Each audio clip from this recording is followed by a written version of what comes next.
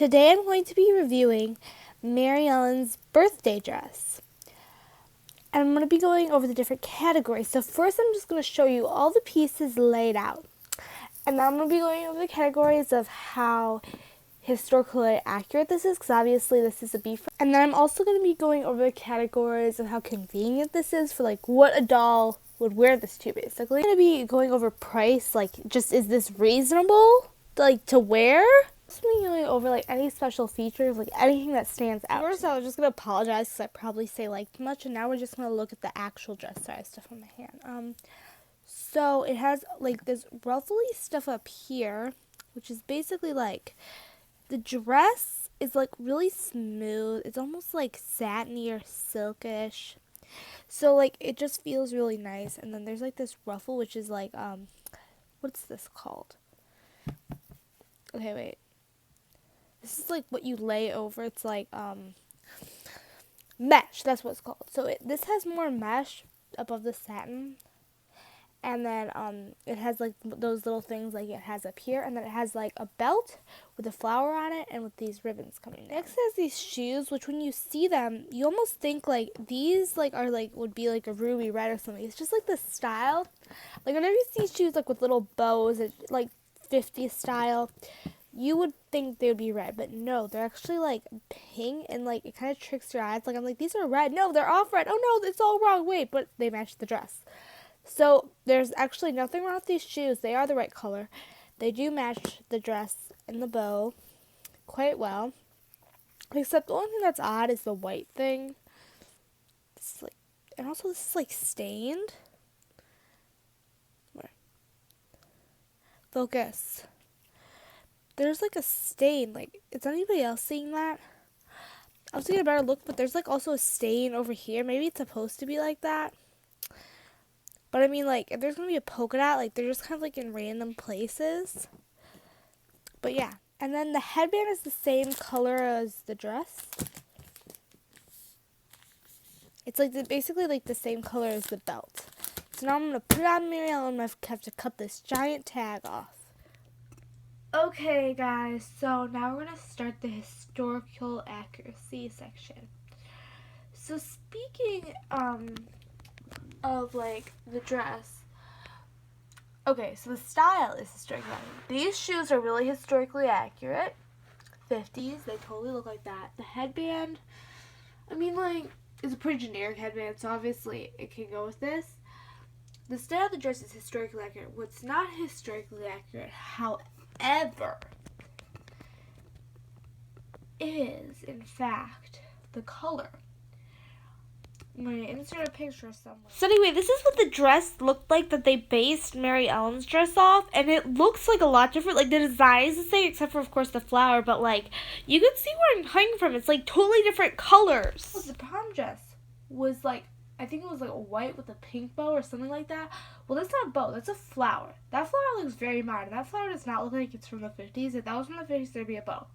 And then that green color, like, that's kind of a signature color.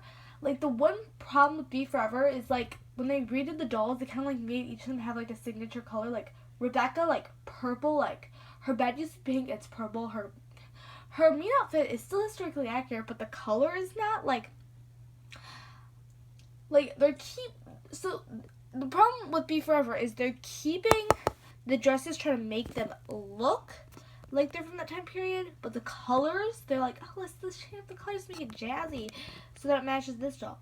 Some colors just don't work. Like, if you're gonna make Maryellen, you should have made her colors like a red and white, because those are really good 50s colors. They're bright, hot pink like Barbie. That's a good 50s color. And if you're gonna make Rebecca, you should have made her color like, well, that's really boring, but like brown, because like, or blue. Blue would have worked for Rebecca. Her old school outfit was blue. That was really cute. I'm going to Be Forever Red. Okay, I'm sorry. Let's move on to the next section, which goes with convenience. So this is definitely not like something like I'm not saying that it couldn't work. Like, if you're doing like a 50s video with your dolls, like, it could work definitely for that. It's just like the most historically accurate thing. So like it's one of those things like where like if you're like doing something for fun about the 50s, it'll work. But if you're like you're trying to like actually like get historically accurate stuff, it's not going to work. I'm talking really fast and I say like a lot. I'm so sorry. So anyway,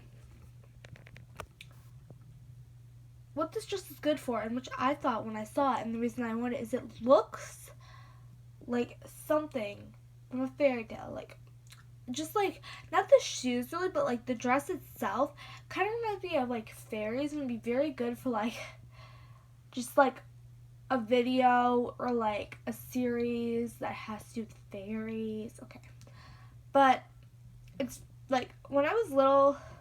Here's an example. Her hair maybe not be in the best condition, but this is like one of the first dresses I got.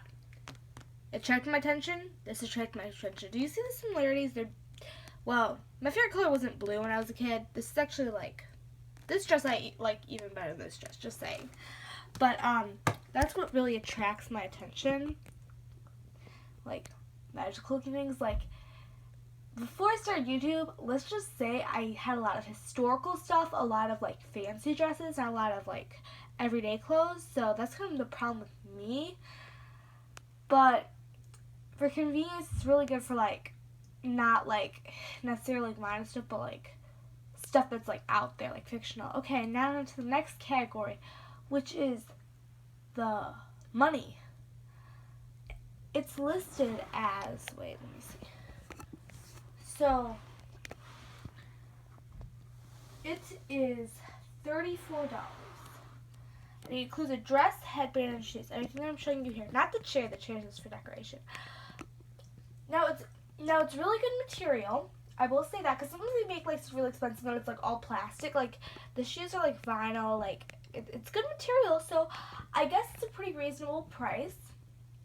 The one thing that I do say is it's Velcro on the back, which isn't a problem unless there's mesh, which there clearly is mesh and satin, which do not do well with Velcro, so there's a possibility of it ripping. And I would much rather than do snaps, but Velcro's cheaper, so we gotta live with it. And the headband, the tag's really annoying. I cut it off. Price-wise, it's pretty good. Now let's go on to the leather coverage special features. There are really no special features. But I'm just going to thank you guys for watching, and love you all. Please subscribe, please like, and thank you for staying to the end of the video, because it's basically just me talking. And I just want to start like doing reviews on Wednesdays, so if you guys just want to start leaving stuff in the description for like what I could review, because like this like it's actually like one of the newer things. Like I wasn't trying to do it like that, like right when I get them, but if like there's any old things that you want me to review, I'd be happy to. Have a lot of Maryellen and Rebecca stuff.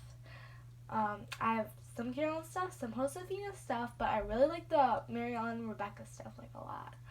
I actually like Josefina. It's just that they like hardly ever include her in the catalogs. Like, come on, people. Another before we're in. Sorry. So please comment, like, and subscribe. And I'm thinking about doing Q&A. So if you have any questions, ask them in the description and I'll answer them.